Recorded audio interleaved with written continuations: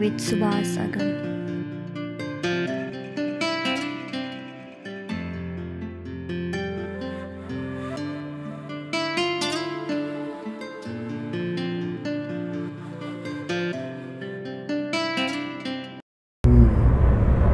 हजुरको कोठामा बसेर हामी अहिले संवाद गरिरहेका छौँ। हजुर हाम्रो पछाडि यो काठको बेडमा हजुर हामी काठकै बेडमा बसिरहेका छौँ। यो कुनै बेड बनाइएको होइन कि कुनै यो विदेशबाट सामानहरू आयात गर्दाखेरि हजुर त्यो यो काठको बीचमा सामान राखेर बाँधेर पठाइएको हुन्छ। हजुर हजुर यस्तो खालको काठमा चाहिँ हजुर सुत्नुहुन्छ। हजुर यो एउटा खालको एस्थेटिक एउटा अर्कै खालको एउटा एस्थेटिक छ यसमा। हजुर यो खालको शैली यो खालको जीवनयापन जुन तपाईँले गरिरहनु भएको छ यसको बारेमा यो जीवनको बारेमा बताउनुहोस् अलिकति। मलाई चाहिँ कस्तो भने सकेसम्म प्रकृतिको नजिक पञ्चतत्वको नजिक रहौँ भन्ने मलाई लाग्छ होइन। जहाँसम्म सम्भव हुन्छ, जस्तो म चाहिँ सम्भव भएसम्म पानीको कुनै एउटा स्रोत चाहिँ म सुत्ने कोठामा झरिरहोस् भन्ने पनि चाहन्छु। उताको आश्रममा पनि थियो होइन, झरना पनि थियो, ढुङ्गे धारा पनि थियो होइन। अनि एउटा आगो पनि कुनै रूपमा बलिरहोस् भन्ने चाहन्छु। अब त्यो सम्भव नभएर मैले यो आगो जस्तै बत्ती यहाँ बालिरहेको छु, यो बलि नै रहन्छ होइन। पञ्चतत्वसँग जति नजिक भयो त्यति नै एउटा एउटा म्युजिकल इन्स्ट्रुमेन्ट जसरी ट्युन्ड हुन्छ नि त्यस्तो खालको हाम्रो सिस्टम चाहिँ ट्युन्ड हुन्छ जस्तो मलाई लाग्छ। र म अब प्लास्टिकका कुराहरूको खासैसँग जहाँसम्म सम्भव हुन्छ प्लास्टिकको कुराहरू चाहिँ कम युज गरौँ भन्ने चाहन्छु। अनि प्लस एकदमै धेरै लाइफ राम्रोसँग बिताउन, आनन्ददायी जिन्दगी बिताउन एकदमै धेरै पैसा हुनुपर्छ भन्ने गलत भाष्यको जुन निर्माण भएको छ त्यसलाई पनि ब्रेक गर्न चाहन्छु होइन।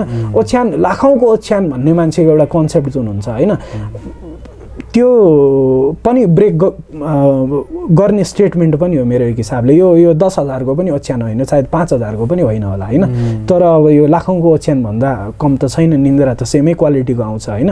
र त्यसपछि सायद एकदमै प्लास्टिक एकदमै आर्टिफिसियल कुराहरू हेर्दा हाम्रो चाहिँ आँखालाई पनि भिजुअल पल्युसन हुन्छ होइन। र यस्तै नेचुरल कुराहरू आँखा वरिपरि भयो भने एउटा चाहिँ भनौँ न good energy positive vibe maintain भइरहन्छ। त्यो हिसाबले म मेरो कोठामा जति सक्दो जीवन्तता ल्याउन चाहन्छु होइन। त्यही प्रोसेस हो। प्लान्टहरू पनि राख्न चाहन्छु होइन। अनि त्यसै गरी अब माटो सकेसम्म हजुर क्रिस्टल्सहरू, अनि त्यही सकेसम्म बिङ क्लोजर टु नेचरको प्रयास हो। यो क्रिस्टलको कुरा गर्दा मलाई काइजा क्राउथर भन्ने हजुर एकजना अमेरिकाको सामन हुनुहुन्छ, हजुर उहाँको कुरा याद आयो। उहाँले चाहिँ म जब स्विडेनमा थिएँ त्यहाँ चाहिँ एउटा कार्यक्रममा उहाँ स्विडेन आउनुभएको थियो र उहाँले त्यति बेला एउटा कुरा के भन्नुभएको थियो भने यो पृथ्वी भनेको लिभिङ इन्टिटी हो र पृथ्वीको जुन त्यो पृथ्वी आफैले पनि एउटा श्वास प्रश्वास लिइरहेको हुन्छ। यसको नि मुटु जस्तो एउटा धड्किने एउटा खालको एउटा चाहिँ यसमा नि एउटा धड्कन छ, यसमा नि एउटा स्पन्दन छ। त्यो स्पन्दन र यस पृथ्वीको जीवनमा एकदमै त्यो ह्रास आएको थियो र पृथ्वी चाहिँ पेनमा थियो र पेनमा भएको कारण चाहिँ धेरै क्रिस्टल्सहरू जुन पृथ्वीको तल राखिएको क्रिस्टल्सहरू छ, खनिजहरू छ, यो खनिजहरू धेरै निकाल्नाले पृथ्वीको लाइफ एकदमै कमजोर भएको छ, बिरामी जस्तो अवस्थामा छ पृथ्वी भन्नुभएको थियो। त्यसपछि उहाँहरूले चाहिँ भलिन्टियरहरूलाई धेरैलाई आग्रह गर्नुभयो अनि विश्वभरिबाट भलिन्टियर्सहरूले चाहिँ धेरै क्रिस्टलहरू पठाउनु भयो उहाँहरूलाई, आफूसँग भएको क्रिस्टल्सहरू। र उहाँले धेरै क्रिस्टल जम्मा गरेर इभन उहाँ इन्डियासम्म पनि आउनुभयो र युरोपका विभिन्न ठाउँहरू र अफ्रिकामा र अमेरिकामा गएर विभिन्न त्यो सामानिक ट्रेडिसनहरू भएको ठाउँमा गएर त्यो एउटा एकदम वाइल्ड जङ्गलमा गएर त्यो क्रिस्टलहरूलाई फेरि गाड्ने काम गर्नुभयो। र उहाँलाई त्यसपछि भिजनमा चाहिँ मलाई त्यसपछि पृथ्वीको त्यो जुन टुटेको कनेक्सन छ त्यो फेरि कनेक्सन जोडियो र पृथ्वीले फेरि चाहिँ स्पन्दन गरिरहेको छिन् र एकदम राम्रोसँग अहिले चाहिँ फिल गरिरहेकी छिन् भन्ने कुरा भन्दै हुनुहुन्थ्यो। यो क्रिस्टलको यस्तो एउटा चाहिँ इम्प्याक्ट हुँदो रहेछ है, यो मतलब कल्पना गर्न नसकिने खालको कुरा। हजुर है हजुर। यो म चाहिँ माइकल एन्जेलोको बायोग्राफी पढिरहेको थिएँ, आर्बिङ स्टोनले लेखेको। के थियो किताबको नाम चाहिँ मैले बिर्सेँ है, लस्ट फर लाइफ जसले लेख्नु भएको हो, भ्यान गोगको बायोग्राफी। त्यस्तै माइकल एन्जेलोको पनि लेख्नु भएको। अनि त्यहाँनिर मैले पढ्ने प्रोसेसमा Michelangelo was all about ढुङ्गाहरू कि मूर्ति बनाउने होइन। एउटा चाहिँ उहाँको त्यो छेउछाउमा कतै एउटा एकदमै ठुलो ढुङ्गा थियो अरे अजङ्गको, उठाएर पनि हटाउन नसकिने, अनि त्यसलाई अब कार्भ गरेर केही बनाउने पनि हिम्मत कसैले गर्न नसक्ने माइकल एन्जेलोले चाहिँ त्यसलाई कार्भ गरेर मोजेसको मूर्ति बनाइदिनु भयो अरे होइन। अनि त्यो मूर्ति यस्तो सुन्दर बन्यो अरे कि अब मूर्तिले नबोलेको देखेर माइकल एन्जेलोलाई रिस उठ्यो अरे क्या, किन नबोलेको भनेर तिग्रामा ह्यामरले चाहिँ एक हान्नु भयो अरे। त्यो मूर्ति अहिले पनि छ र तिग्रामा चाहिँ माइकल एन्जेलोले हानेको ह्यामरको दाग पनि छ होइन।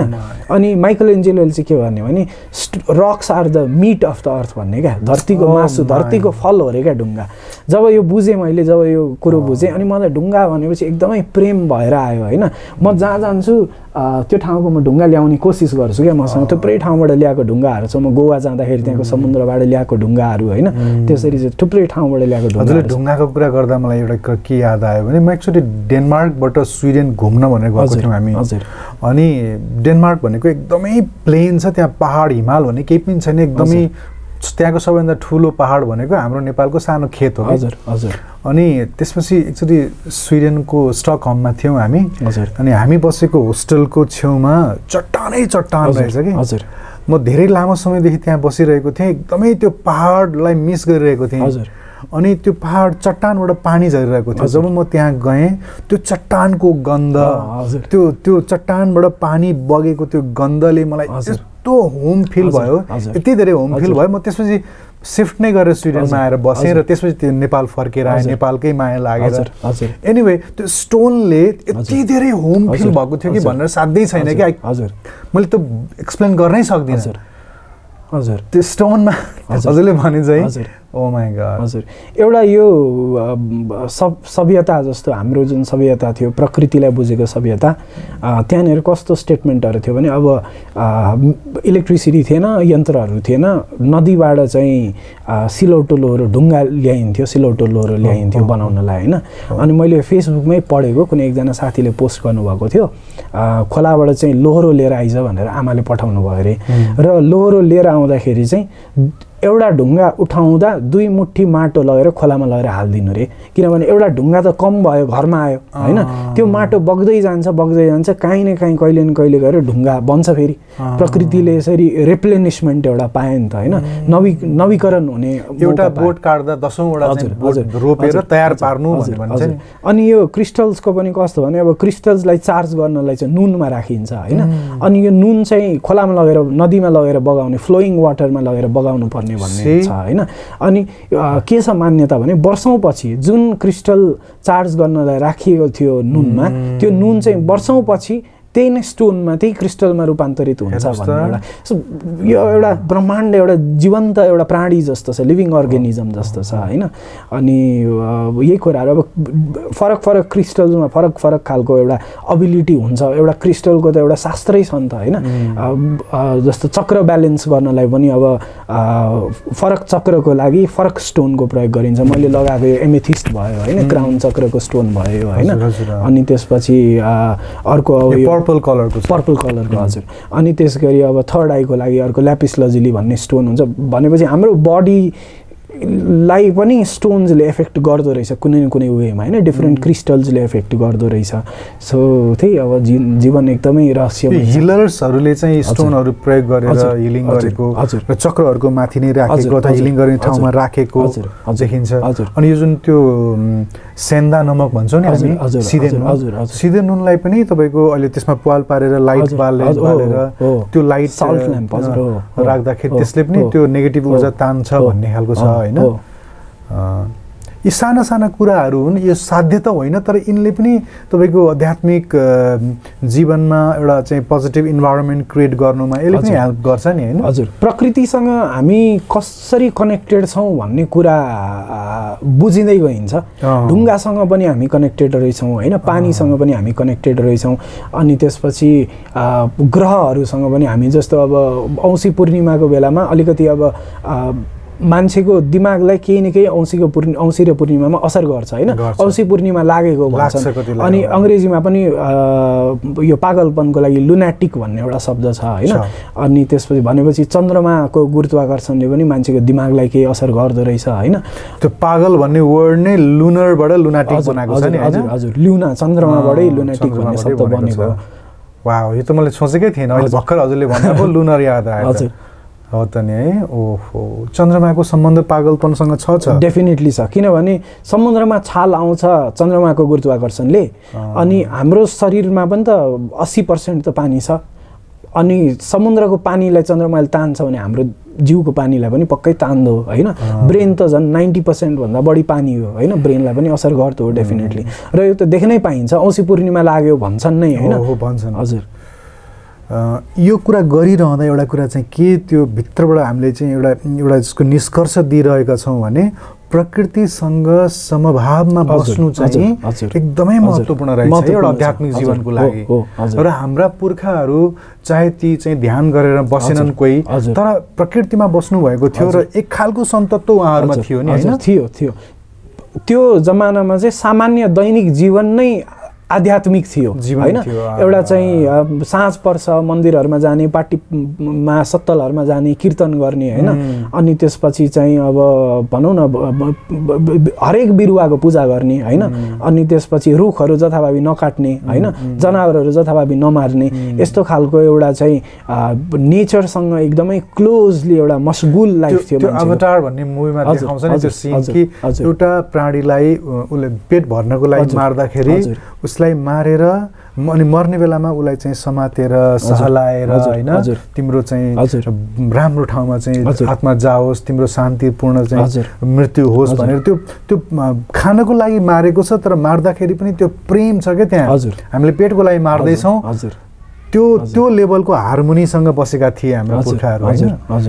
हजुर, यो मैले कुनै एउटा ग्रन्थमै एउटा चाहिँ यो इस्टर्न सब कन्टिनेन्टकै कुनै ग्रन्थमा पढेँ, कुन किताबमा पढेँ मैले बिर्सेँ होइन, कि जनावरलाई मार्दाखेरि चाहिँ कस्तो चलन थियो अरे भने आज जुन फोर्सले, जुन शक्तिले तिमीले मृत्युवरण गर्यौ, भोलि एक दिन त्यही फोर्सले मलाई पनि मार्छ भन्ने कुरा बोध गरेरै मैले तिमीलाई मारिरहेको छु भन्ने खालको प्रे गरेर मारिन्थ्यो अरे शिकार गर्दाखेरि जनावरको होइन। अनि खलिल जिब्रानको प्रोफेटमा पनि छ सायद, यो फुड भन्ने च्याप्टरमा छ जस्तो मलाई लाग्छ, यही कुरा अर्कै एउटा ल्याङ्ग्वेजमा होइन। अनि भनेको त्यो एउटा अब हिंसात्मक कृत्य त हो नि त। हिंसात्मक कृत्य गर्दाखेरि पनि एउटा बोधपूर्वक, प्रज्ञापूर्वक गर्थ्यो मान्छेले होइन।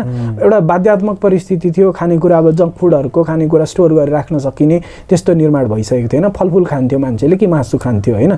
खाँदाखेरि पनि त्यसरी चाहिँ एउटा भनौँ न चेतनालाई आफ्नो चाहिँ डल हुन, नम्ब हुन नदिकन, जस्तो अहिले अब हामी मासु जब खान्छौँ त्यो कुन प्रोसेसले हामीसम्म आएको हो भन्ने कुरा हामीलाई कहाँ थाहा हुन्छ?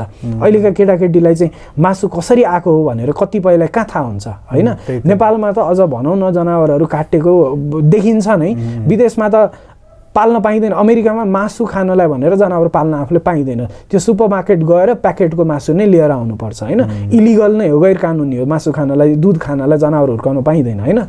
म चाहिँ गाई पाल्छु र दुध खान्छु भन्न पाइँदैन, त्यो किनेरै ल्याउनुपर्छ। अनि त्यहाँनिर चाहिँ अब कसरी आउँछ खानेकुराहरू भन्ने नै मान्छेलाई थाहा छैन। र यो पनि भनिन्छ कि जुन तरिकाले जनावरहरू मारिन्छ, मासु जुन तरिकाले प्रोसेस गरिन्छ होइन, त्यो देख्ने हो भने अधिकांश मान्छे भेजिटेरियन हुन्छन् होइन। तर हाम्रो त चेतना नै यस्तो डल बनाइएको छ भनौँ, त्यो प्रोसेसै हामीलाई थाहा छैन नि त। यो एउटा चाहिँ अब खानेकुरा हो, प्याकेटमा पाइन्छ भन्ने खालको हामीलाई हो। मैले एउटा डकुमेन्ट्री हेरेको छु, त्यो डकुमेन्ट्रीमा गाईलाई काट्दाखेरि कसरी प्रेसर दिएर काटिन्छ र जिउँदै राखेर ऊ जिउँदैछ, जिउँदो हुँदा हुँदै उसको शरीरबाट चाहिँ फ्रेस भनेर मासुहरू निकालेको, उसको ब्लडलाई चाहिँ निकालेको, उसलाई थिचेको। ओ हजुर, त्यो खालको चाहिँ दृश्य हेऱ्यो भने मान्छेले कसरी मासु खान्छ? त्यही यो सेपियन्समै पनि अहिले अब एकदमै चलेको किताब भयो होइन, यो हरारीको सेपियन्स भन्ने, त्यहाँ फोटोसहित देखाइएको छ कि जनावरलाई चाहिँ हलचल पनि गर्न नमिल्ने गरी एउटा ठाउँमा, साँगुरो ठाउँमा थुनेर राखिएको हुन्छ र उसमा बढीभन्दा बढी मासु के गर्दाखेरि बढीभन्दा बढी मासु आउँछ त्यो खालको एउटा हर्मोनल इन्जेक्सनहरू, खानेकुराहरू त्यही हिसाबले खुवाएर मुभ गर्यो भने त उसले चाहिँ त्यो पसिनाबाट केबाट चाहिँ मुभ नै गर्न नदिकन होइन, सकेसम्म एकदमै टेन्डर एजमा, अनि उसको बोन्सहरू पनि ग्रो हुन नदिकन होइन, त्यो हिसाबले एकदमै अमानवीय तरिकाले, एकदमै क्रूर तरिकाले। र अब त्यस्तो खानेकुरो खाएपछि मान्छेमा फेरि त्यस्तै खालको असर पनि डेफिनेटली परिहाल्छ होइन। त्यही त नि। इभन त्यो मैले यो देखेको स्टडी नै गरेँ मैले कि पनिर जुन हामी खान्छौँ नि त्यो पनिरमा पनि त्यो पनिर दुधलाई फटाउनको लागि जुन त्यो केमिकल बनाइन्छ नि त्यो केमिकल चाहिँ एउटा प्रेग्नेन्ट गाईलाई अनि बच्चा जन्माउनुभन्दा केही मिनेट अथवा केही घन्टा अगाडि उसलाई चाहिँ काटेर त्यो बच्चा निकालेर तर उसले चाहिँ त्यो बच्चाले चाहिँ त्यो आमाको दुध नखाँदै त्यो काफलाई काटेर त्यो काफको शरीरबाट एउटा चाहिँ तत्त्व निकालिन्छ त्यो तत्त्वले चाहिँ दुधलाई फटाउँदो रहेछ र त्यो तत्त्वबाट नै अहिले पनिर बनाइन्छ र हामी पनिरलाई भेजिटेरियन भनेर खाइरहेछौँ यो कुरा चाहिँ धेरैलाई थाहै छैन हेर्नुहोस् न यति धेरै कुराहरू यो अहिले प्रोसेस्ड फुडहरूमा यति धेरै चाहिँ हामी फुल भइरहेका छौँ है माइ गुडनेस अब सम्भव भएसम्म सकेसम्म प्राकृतिक त्यो अब कोसिस हामी पनि म पनि गरिरहेको हुन्छु तर अब जुन ठाउँमा हामी बसेका छौँ त्यो सम्भवै हुँदैन सम्भव भएसम्म जस्तो चिनीको सट्टा खुदो युज गर्ने कोसिस गरिरहेको हुन्छ हामी होइन जस एउटा नेचुरल वे अफ लिभिङ जुन हुन्छ प्रकृतिसँग एकदमै क्लोज रहेर होइन प्रकृतिसँग चाहिँ समभाव भनौँ न होइन एउटै हौँ हामी भन्ने हिसाबले एउटा चाहिँ त्यस्तो खालको लाइफस्टाइल मेन्टेन गर्यो भने स्पिरिचुअली मात्रै होइन कि एउटा क्वालिटी अफ लाइफ नै पनि मान्छेको राम्रो हुन्छ स्पिरिचुअल भन्दैमा त्यो एउटा ध्यानी भएर ध्यान गर्ने त्यो बाहेक अरू कुरा चाहिँ मा वास्ता नगर्ने मान्छे चाहिँ स्पिरिचुअल होइन हजुर हजुर हजुर स्पिरिचुअल हुनु भनेको होल पृथ्वीसँग नै एउटा ब्यालेन्समा बस्नु पर्यो हजुर हजुर हजुर अनि मात्रै त्यो उन्नति पनि हुन्छ हजुर हजुर सेन्सिटिभिटी आफू संवेदनशीलता बढ्नु पर्यो होइन ध्यानकै गहिरो अनुभव हुनलाई पनि संवेदनशील मान्छे छ भने न उसलाई गहिरो अनुभवहरू हुन्छ जस्तो यही कुण्डलिनी मेडिटेसन गराउने प्रोसेसमा मैले चाहिँ एकजना प्रोफेसनल क्रिमिनललाई होइन म पुलिस कस्टडीमा हुँदाखेरि प्रोफेसनल क्रिमिनललाई चाहिँ मलाई उसले बोलायो होइन ए यहाँ चाहिँ तैँले के गराउने होस् ल मलाई गराएर देखा भन्ने हिसाबले उसले बोलायो होइन अनि त्यो पछि अब मैले अब भन्न त भने यसरी जबरजस्ती गरेर यस्तो ठाउँमा होइन अनि उसको दुईजना साइड किकहरू बसेर मलाई मुक्का हान्छु र लात्ताले हान्छु भन्ने टाइपको चाहिँ गर्दै होइन तर्साउँदै यस्तो इन्भाइरोमेन्टमा हुँदैन तर I'll try to do my best हेरौँ अब म के गर्न सक्छु भनेर मैले चाहिँ केही प्रोसेस गराएँ होइन त्यस्तो मान्छेलाई के भयो भने अलिअलि माइन्ड फ्रेस चाहिँ गराउँदो रहेछ तिमीले भन्यो उसले लास्टमा होइन यही प्रोसेस अलिकति संवेदनशीलता भएको मान्छेलाई मैले गराएँ भने धुरु धुरु रुनुहुन्छ अस्ति एकजना साथी आउनुभएको थियो उहाँ निशब्द हुनुभयो त्यस्तो खालको एक्सपिरियन्स होइन त्यसको लागि संवेदनशीलता पनि त गहिरो हुनु पर्यो नि त मान्छेको होइन अलिकति हरेक मान्छे समुद्र हो केही मान्छे छाल छालमै जिन्दगी बिताइरहेछन् केही मान्छे अलिकति डुबेका छन् गहिराई भनेको के हो थाहा छ होइन त्यो गहिराई चाहिँ संवेदनशीलताले दिन्छ सेन्सिटिभिटीले दिन्छ होइन त्यो सेन्सिटिभिटीको अभ्यास चाहिँ नेचरसँग जति मान्छे क्लोज छ होइन त्यति नै धेरै महसुस गर्न सक्छ जस्तो मलाई लाग्छ यो संसारमा जिउँदाखेरि सेन्सिटिभ भएर बाँच्न पनि फेरि गाह्रो छ स्वामीजी हजुर त्यो समाज यति कठोर र यति कडा छ नि हजुर र जीवनका व्यवहारहरू गर्दाखेरि समाजसँग यति कठोर भएर हिँड्नुपर्छ कि तपाईँ सेन्सिटिभ भएर हिँड्नुभयो भने न तपाईँले बसमा सिट पाउनुहुन्छ न तपाईँले अन्य कामहरूमा अगाडि बढ्न सक्नुहुन्छ न तपाईँले सरकारी अफिसमा गएर कहिल्यै तपाईँको काम सल्टाउन सक्नुहुन्छ यस्ता यस्ता चाहिँ जुन हाम्रा बाहिरी व्यवहारका कुराहरू छन् जसले हामीलाई एकदमै कडा हुन बाध्य बनाइरहेको छ नि त्यसले गर्दा त्यो त्यो कता कता कुमालेले चाहिँ आफ्नो त्यो घोडालाई बनाउँदाखेरि त्यो यताबाट पिटाइ पनि राखेको हुन्छ फेरि भित्रबाट चाहिँ त्यो आड पनि दिइरहेको हुन्छ नि त्यसरी चाहिँ त्यो सेन्सिटिभ पनि हुनुपर्ने छ फेरि चाहिँ कडा भएर आफूलाई जोगाएर पनि हिँड्नुपर्ने छ नि होइन त्यो भन्दा पनि कस्तो भने अब भिड हामी जस्तै मान्छेले त बन्ने हो होइन अब भिडमा 50 जनाको भिडमा म एउटा चाहिँ म मेरो संवेदनशीलताको म अभ्यास गर्छु I try my best to be the nice person होइन भने त्यसलाई रेसिप्रोकेट गर्ने मान्छे हुन्छ नि त कोही न कोही त डेफिनेटली हुन्छ नि त म यस्तो ठाउँहरूमा पुर्याएँ होइन जानेर टेक्निकल्ली त्यहाँनिर अलिकति पनि संवेदनशील मान्छे भेट्नलाई सम्भवै हुन्थेन तर पनि मैले आफ्नो अभ्यास जुन छ मैले आफ्नो चाहिँ प्र्याक्टिसेसहरू जुन छ भनौँ न त्यो अब यहाँ कठोर हुनुपर्छ भन्ने खालको अप्रोच नलिएर I just behaved however I am होइन म जस्तो छु र त्यो प्रोसेसमा मैले भेट्टाएँ मान्छेहरू मेरो एफोर्टलाई चिनेर रेसिप्रोकेट गर्ने मान्छेहरू मैले भेट्टाएँ होइन त्यो पनि छ हजुर अनि एकदमै क्रूर मान्छेहरू हुनुपर्ने ठाउँमा पनि मैले एकदम दयालु मान्छेहरू भेट्टाएँ होइन, जसको कारणले मलाई एकदमै त्यस्तो अप्ठ्यारो हुने ठाउँहरूमा पनि सजिलो। मैले नराम्रो मान्छे भेटेकै छैन कि, भनेको अब आफ्नो एनर्जी जस्तो लिएर हिँडिन्छ त्यो खालको एनर्जी रेसिप्रोकेट गर्ने मान्छे डेफिनेटली भेटिन्छ होइन। यो खालको एउटा मैले चाहिँ स्टोरी पनि सुनेको छु कि एउटा गाउँमा चाहिँ एउटा कोही मान्छे कुनै एउटा नयाँ गाउँमा त्यो स्टोरीसँग होइन जाँदै थियो, कस्ता मान्छे छन् त्यो गाउँमा भनेर सोद्धा एकजनाले चोरै चोर फटा बदमासै बदमास छन् त्यो गाउँमा भन्यो, किनभने ऊ त्यस्तै रहेछ। अर्को मान्छेले एकदमै राम्रो मान्छे छन्, यो गाउँ त एकदमै राम्रो मान्छेहरूले भरिएको छ भने किन ऊ त्यस्तै थियो होइन। भने चाहिँ आफ्नो एनर्जी अझै त्यो कथामा थोरै ट्विस्ट थपिदिन्छु। हजुर त्यो एउटा कोही सन्त बसेको थियो कि त्यहाँ, हजुर अनि तिमी कस्तो गाउँबाट आइरहेछौ पहिला भनेर क्या, अनि म आएको गाउँमा त चोरै चोर थिए भने यो गाउँमा नै चोरै चोर छन् बाबु भन्थ्यो। अनि ए भनेर ऊ फर्किएछ।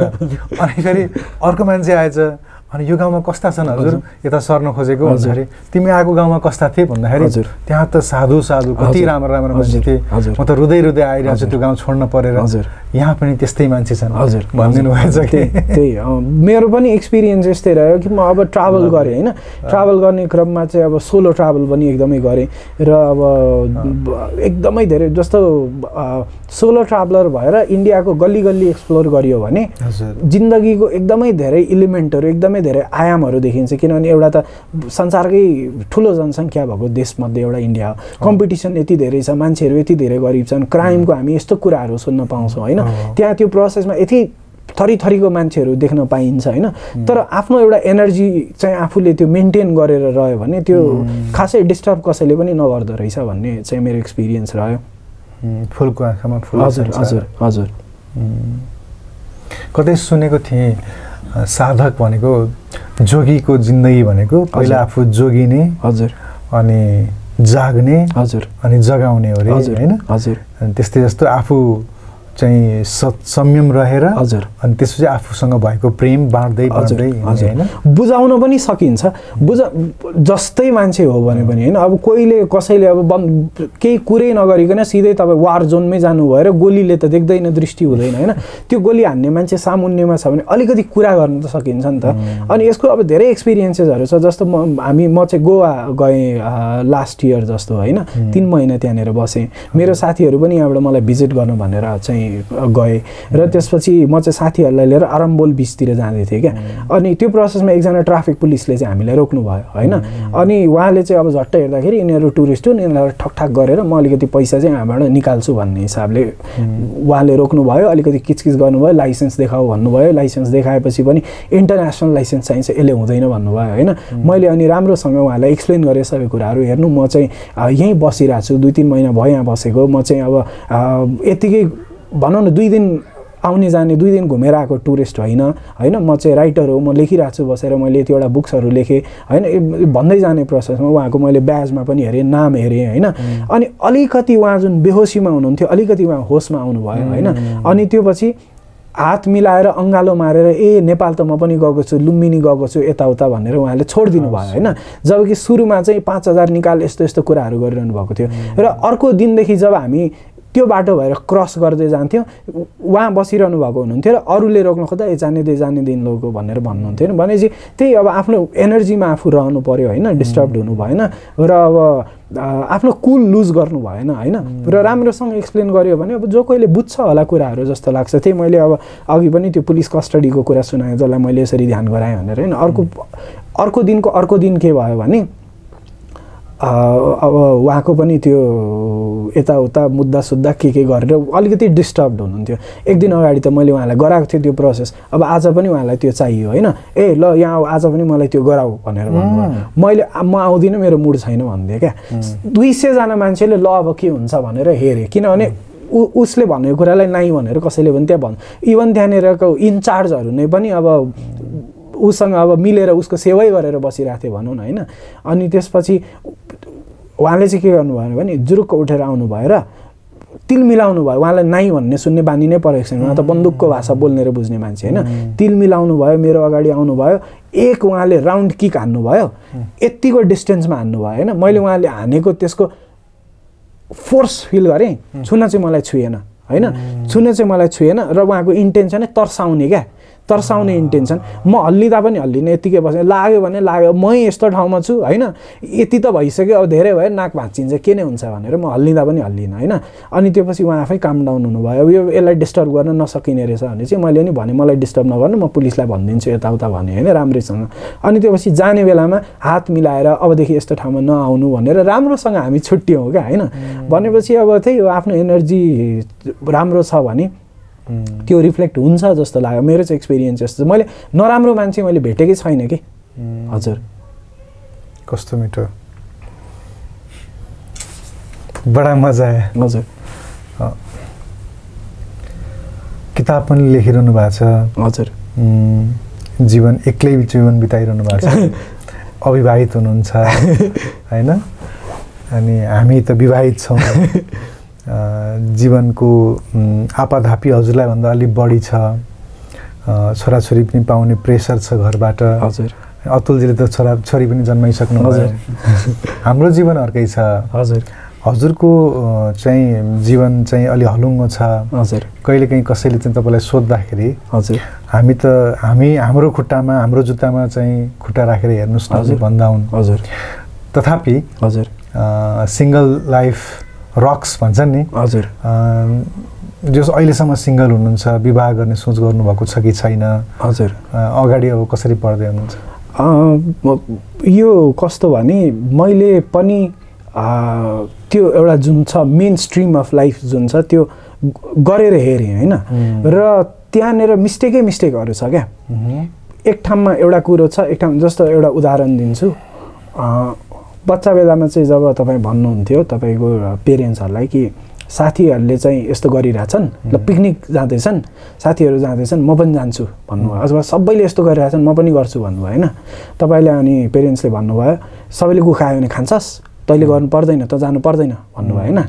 पछि अब जब तपाईँको विवाह गर्ने उमेर भयो, सबैले गरिरहेछन् तैँले पनि गर्नुपर्छ भन्नुहुन्छ, भनेको गुखा भनेको होइन त। सुरुमा त आफैले भन्नु सबैले गरेको कुरो गर्नु भनेको गुखानु हो भनेर पहिला आफैले भन्नुभयो, अहिले फेरि आफै गुखा भनिरहनु भएको छ। यस्तो कुरालाई हामी अब एनालाइजै गर्दैनौँ क्या। अनि यस्तो मिस्टेकहरू मैले भेटेँ कि मान्छे अनि कस्तो छ भन्दाखेरि त्यो आई डोन्ट नो, अब कहिले प्रश्नै नगरेर हो कि कहिले चाहिँ अब सोच्दै नसोचेर हो कि अथवा मान्छेमा दृष्टि नै नभएर हो कि होइन। अघि बढ्छु भन्ने मान्छे 2 कदम यता गएको छ, फेरि यता आएको छ, फेरि यता आएको छ, फेरि यता आएको छ, रनभुल्लमा छ होइन।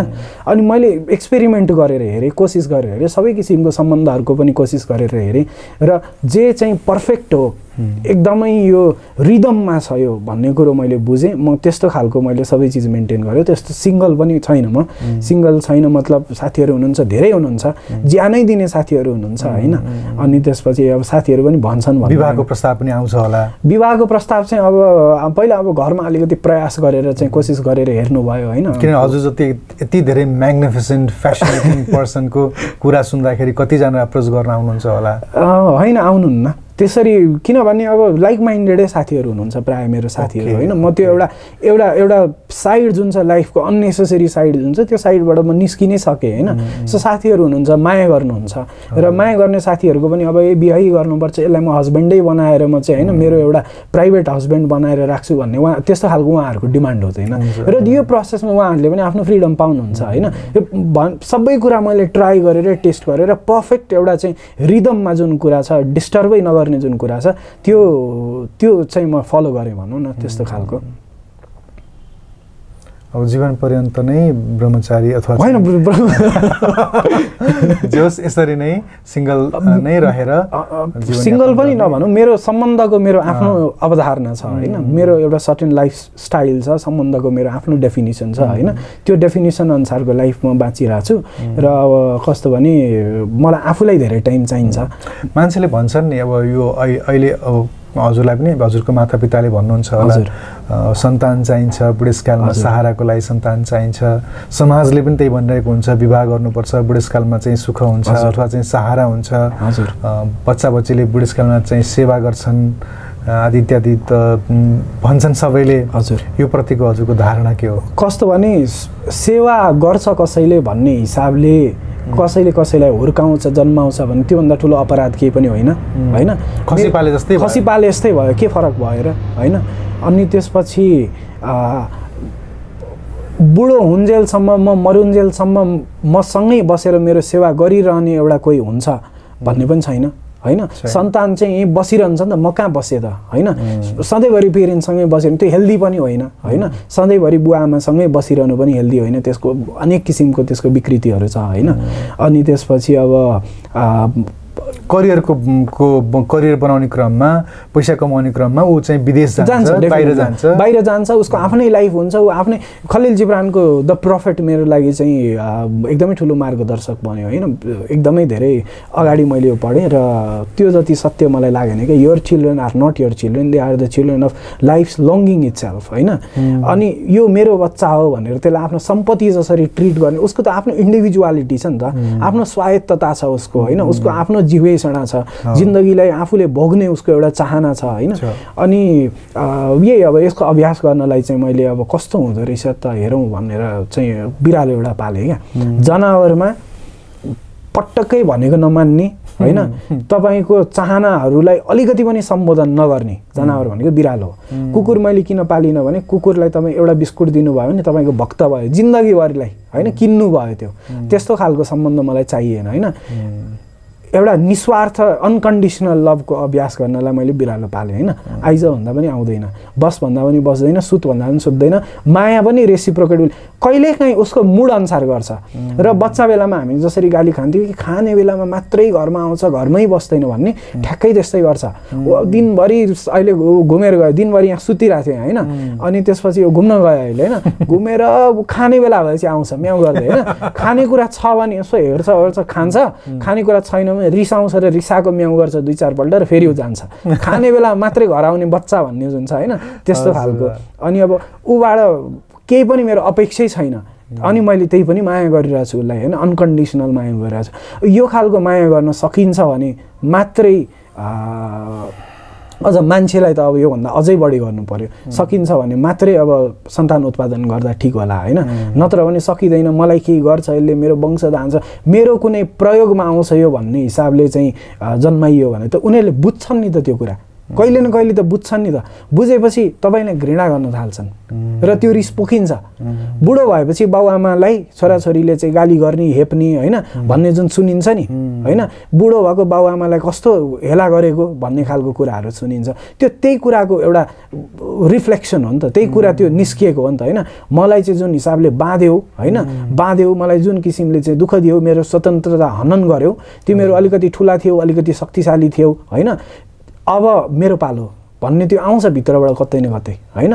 अनि अब त्यो त्यसमा मलाई सामेल हुन मन लागेन र मेरो इच्छा चाहनाहरू म आफै पुरा गर्नलाई म सक्षम छु।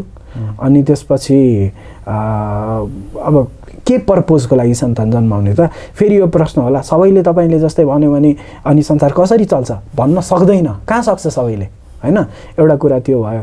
अनि अर्को, तपाईँलाई नै नजन्माउनु भएको भए तपाईँले यो संसार देख्न पाउनुहुन्थ्यो, म नजन्मेको भए यो संसार छ भन्ने नै मलाई थाहा हुन्थेन हैन। त्यो कुराहरूको मिस्टेक पनि मैले पत्ता लगाएँ क्या, जुन दुईटा मेजर भनिन्छ नि कुरा चाहिँ। सो अब त्यही मान्छेले अब सबैले गरेको छन्, सबैले गो खाएको छन्, त्यही भएर खानै पर्छ भने जस्तो ल्याङ्ग्वेज भयो क्या। बडा मिठो त्यही। अनि आफैलाई क्वेसन नगरिकन मेरो चित्त नबुझासम्म मैले कुनै पनि कुरा गरिनँ हैन। अनि लभली। त्यसो भए प्रेमको परिभाषा गरिदिनुहोस् न। अब प्रेम भन्ने कुरा पनि फेरि त्यही लाइफ भन्ने कुरा जस्तै एकदमै बृहत कुरो हो। मैले चाहिँ अब यो सौभाग्य भनौँ, मैले जति प्रेम गरेको छु जोसुकैलाई। अघिल्लो प्रश्नको उत्तरमा हजुरले जे भन्नुभयो नि, म त्यसको जगमा बसेर प्रेमको कुरा सोधिरहेको छु। हजुर, प्रेम भनेको अर्को व्यक्तिको इन्डिभिजुअलिटी, अर्को व्यक्तिको एसेन्स जुन छ त्यो, त्यसलाई स्वीकार गर्नु प्रेम हो हैन। जुन व्यक्ति जस्तो छ, उसको स्वाद जुन छ, उसको नुन नमक जुन छ नि उसको हैन, त्यसलाई त्यही हिसाबले स्वीकार गर्नु प्रेम हो। तर हामी चाहिँ प्रेम भनेको उसलाई परिवर्तन गरेर मलाई जे सही हो जस्तो लाग्छ त्यो गराउन खोज्नु प्रेम हो भन्ने सोच्छौँ हैन। अनि त्यसै गरी फेरि यो जब बिल्डअप हुँदै जान्छ, मलाई मन त लागिरहेको छैन उसले भन्यो गर्नु भनेर, त्यो भएर म गर्छु भने अब उसलाई पनि म त्यो कुरा गराउँछु जुन उसलाई गर्न मन छैन, मेरो लागि गराउँछु हैन। यो प्रोसेस सुरुमा इन्ट्रेस्टिङ लागे पनि पछि यही प्रोसेस यस्तो डर्टी हुन्छ र मान्छे दुवैजना सफर गर्न थाल्छन् जो यो सम्बन्धमा यस्तो खालको हुन्छन् होइन।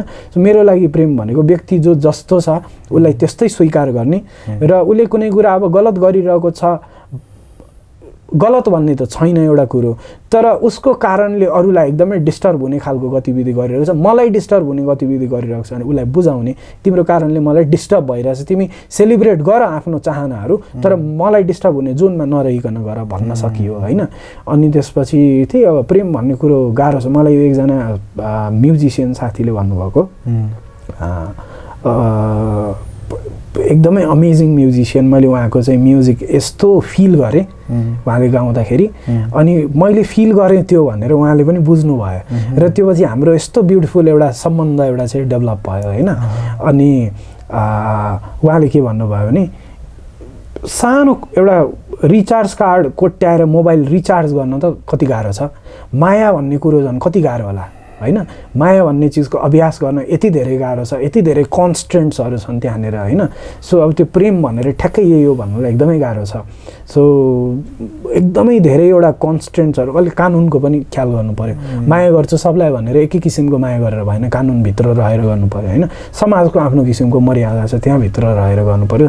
प्रेम भन्ने कुरालाई यतिवटा डाइमेन्सन्सले छोएको छ कि अब यही नै हो ठ्याक्कै भन्न सकिन्न।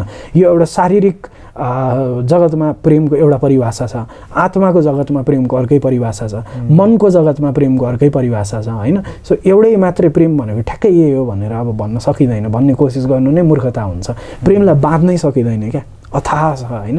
त्यही भएर हामीले हाम्रो पछाडि यहाँ भगवान् कृष्ण र राधाको चाहिँ यो पाउ छ हजुर, अनि कृष्ण भगवानको मूर्ति उता पनि छ हजुर, यता पनि कृष्णको राधा कृष्णको फोटो छ हजुर। हामी राधा र कृष्णलाई परम प्रेमको उदाहरण भनेर भन्छौँ हजुर। राधा र कृष्णको जीवनमा जति उहाँको वृन्दावनमा उहाँ जति विचरण गर्नुभयो हजुर, त्यो समयमा उहाँहरू दुवैजना एउटा अटुट प्रेमको जोडी बनेर सबैले चिने। त्यसपछि मथुरा गइसकेपछि, त्यसपछि कंसको चाहिँ वध गरिसकेपछि उहाँ उतै हुनुभयो। पछि चाहिँ अर्कै कोहीसँग विवाह गर्नु पर्यो हजुर, र फेरि 16,000 अन्य चाहिँ फेरि जसलाई चाहिँ किडन्याप गरेको थियो एकजना चाहिँ क्रूर राजाले, ती सबै महिलाहरूलाई ससम्मान उहाँहरूको चाहिँ सम्मानको लागि उहाँहरूलाई पनि फेरि विवाह गरिदिनु भयो। राधा र कृष्णलाई नै हामीले प्रेमको प्रतीक भनेर अहिले पनि मानिरहेका छौँ। राधाको जीवन चाहिँ यति दुःखदायी रह्यो र उहाँ चाहिँ पीडामै जीवन बिताउनु भयो उहाँले होइन। तथापि हामीले उहाँहरूको प्रेम जोडीलाई नै, उहाँको जोडीलाई नै प्रेमको अटुट एउटा उदाहरणको रूपमा हेर्छौँ। कहिले कुनै पलमा चाहिँ एउटा घटना छ कि दरबारमा एउटा बैठक चलिरहेको थियो हजुर। एकातिर चाहिँ मतलब राजदरबार एकातिर थियो, उहाँको गृह एउटा एकातिर थियो। गृहमा चाहिँ कसैले चाहिँ राधा र कृष्णको कहानी हजुर कृष्णका अन्य रानीहरूलाई सुनाइरहेको बेलामा उहाँ शास्त्रका कुराहरू सुनेर गुरुहरूसँग बसिरहेको बेलामा उहाँलाई पसिना आउँछ हजुर। पसिना आइसकेपछि गाह्रो हुन्छ, गाह्रो भइसकेपछि उहाँ जानुहुन्छ र आफ्नै कहानी त्यहाँभित्र बजिरहेको सुन्नुहुन्छ घरको भित्ताभित्र हजुर।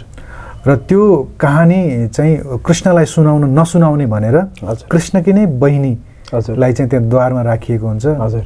र कृष्णका दाजु बलराम हजुर, कृष्ण र सुभद्रा कृष्णकी बहिनीले चाहिँ त्यो कहानी सुन्नुहुन्छ भित्ताबाट कान लगाएर हजुर।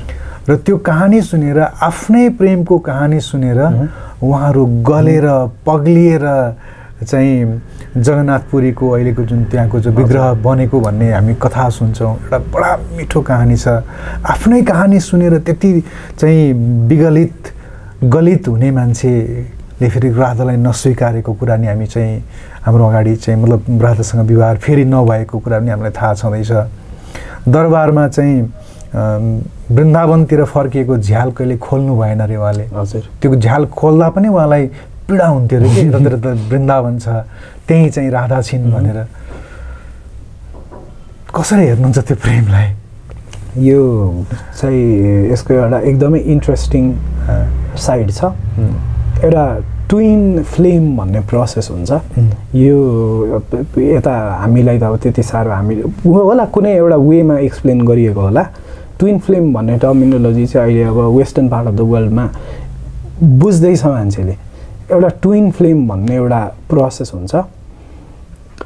कस्तो भने एउटै सोल दुईटा तिनटा पार्टमा डिभाइडेड भएर दुईटा तिनटा अब केही सर्टेन पार्टमा डिभाइड भएर यो 3D वर्ल्डमा जन्मेका हुन्छन्। ती व्यक्तिमा एउटै आत्मा हुन्छ।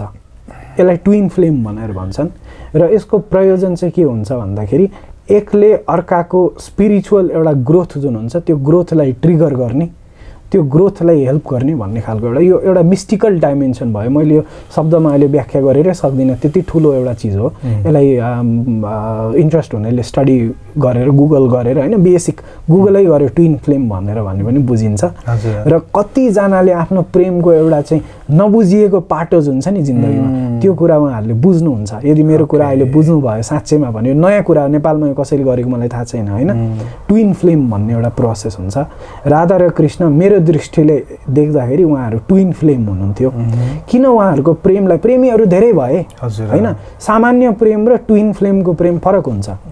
किन यति धेरै प्रेमीहरू भए, यति धेरै भए, किन चाहिँ त्यो कुरा गरिएन र राधा र कृष्ण केही लेजेन्डरी प्रेमीहरूको कुरा गरिएको छ। प्रेम त जसले पनि गरेको छ नि त होइन। अनि झट्टै हेर्दा कृष्णले गरेको प्रेम राधासँग गरेको प्रेम अरू कसैभन्दा डिफ्रेन्ट जस्तो पनि सुनिँदैन। तर यो भित्र एउटा मिस्टिकल एउटा डाइमेन्सन लुकेको छ होइन, जसलाई चाहिँ ट्विन फ्लेम भनेर भन्छन्। सो कृष्ण र राधा त्यो ट्विन फ्लेमको मेटाफोर हो। शिव पार्वती ट्विन फ्लेमको मेटाफोर हो। जस्तो हामी त्यो चित्र देख्छौँ एउटै हो दुईटा, एउटै हो दुईटा, फुटेर दुईटा भएको हो होइन। यो खालको कन्सेप्ट पहिलादेखिको अब एरिस्टोटलको पालादेखि पनि छ कि मान्छे चाहिँ एउटै थियो फुट्यो र दुईटा भयो। अब यो फुटेको आफ्नो टुक्राको खोजमा जिन्दगी मान्छेले बिताउँछ भन्ने पनि छ कन्सेप्ट होइन। सो यो राधा र कृष्णको प्रेमलाई चाहिँ मैले यसरी ट्विन फ्लेम भन्ने एउटा प्रोसेस को रूपमा लिन्छु होइन। अब एकदमै धेरै यो एउटा चाहिँ स्कुल नै हुन्छ क्या ट्विन फ्लेम भनेर मैले अहिले अब यहाँ भनेर सक्दिनँ, त्यति लामो कुरो हुन्छ। ठिक छ हजुर। राधा र कृष्णको कुरा गरेर पुरा शरीर पनि त्यस्तै संवेदनशील भएर आयो। बडा आनन्द आयो। आजको सत्संग पनि एकदमै मिठो, एकदमै सुमधुर भयो। हजुरका यो अमृत बाणीहरूको लागि म आभारी छु स्वामीजी। Thank you very much. बडा मजा आयो। Thank you very much for your time. र फेरि पनि सत्संग गर्ने अतुलजीलाई पनि नमस्कार।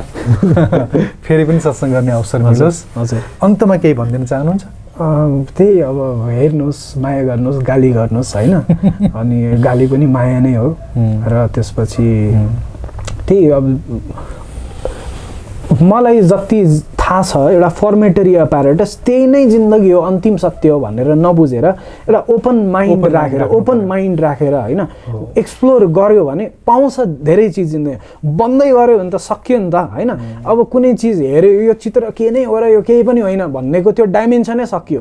तर बुझ्न खोज्नेले यो भित्र कति धेरै कुरा बुझ्छ, कति धेरै कुरा देख्छ। जुनसुकै कुरा यो त केही पनि होइन जेलाई पनि त भन्न सकिन्छ नि। जोही मान्छेलाई पृथ्वीनारायण शाहको कोही पनि होइन, सक्यो, फिनिस्ड होइन। अब अर्को जोसुकै कृष्णको कोही पनि होइन, सकिएन त। जिजसको कोही पनि होइन, सकियो नि त। डाइमेन्सनै बन्द हो नि त। के फाइदा भयो त? त्यहाँबाट आफ्नो लाइफलाई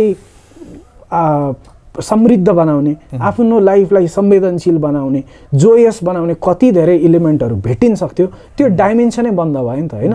अनि त्यो कारणले ओपन माइन्ड हुनु जरुरी छ। ओपन माइन्ड राख्नु के छ यो कुरा साँच्चै हो कि भनेर अलिकति एक्सप्लोर गर्नु जरुरी छ होइन। अनि त्यो पछि बल्ल एक्सपिरियन्सेसहरू हुन थाल्छ। दिमागै बन्द गरेको जस्तो अब लास्टमै फेरि यो कुरा आइहाल्यो होइन। मलाई चाहिँ म सानै हुँदाखेरि मेरो एकजना कजनले के भन्थ्यो भन्दाखेरि क्युरियस सप्सलाई कुहिरे ठग्ने पसल भन्थ्यो क्या होइन। कुहिरे ठग्ने पसल भन्थ्यो। उसको दृष्टिले त्यो देखेछ, अहिलेसम्म पनि उ त्यही भनिरहेछ। कुइरेट ठग्ने कुइरेट त्यति सजिलै ठगिन्छन्, यत्रो पढेका छन्, यत्रो जानेका छन्, संसार घुमेका छन्, ठगिन्छन्। अनि सिङ्गिङ बाउल भनेको कुइरेटलाई ठग्नलाई राखेको, सिङ्गिङ बाउलभित्र कत्रो धेरै साइन्स छ, कति धेरै, त्यो त मिस गर्यो नि त उसले। क्युरियोको हरेक सामान हेरेर कुइरेट ठग्न राखेको भनेर उसले त निगेट गर्यो नि त त्यसलाई होइन। हरेक स्टोन्सलाई पनि उसले त्यही भन्थ्यो कुइरेट ठग्नलाई राखेको, क्युरियो सप नै उसको लागि कुइरेट ठग्ने पसल, त्यो डाइमेन्सनलाई नै बन्द गर्यो नि त उसले होइन। के पायो त? सो त्यही keep an open mind. Thank you very much. हुन्छ त यो कार्यक्रम आजलाई यहीँ अन्त गर्दछौँ। क्यामेरामा साथ दिने अतुलजीलाई धेरै धेरै धन्यवाद। हाम्रो भिडियोलाई लाइक गरिदिनु भयो भने धेरैजनासम्म पुग्नलाई सजिलो हुँदो रहेछ, त्यसले गर्दा लाइक गरिदिनु होला। च्यानललाई सब्सक्राइब गर्नुभएको छ भने सब्सक्राइब गरिदिनुहोस्, यसले पनि हामीलाई धेरै सहयोग हुन्छ। अझै भिडियोको बिचमा एड आइदियो भने त्यो एडलाई पनि हेरिदिनु होला, किनभने हेरिदिनु भयो भने हामीलाई थोरै सपोर्ट हुन्छ। त्यसले हजुरको साथ सहयोगको लागि आभार व्यक्त गर्दै स्वामीजीलाई पनि बिदा हुन चाहन्छु। हवस् त, नमस्कार। The Secrets of Life with Subhas Agam.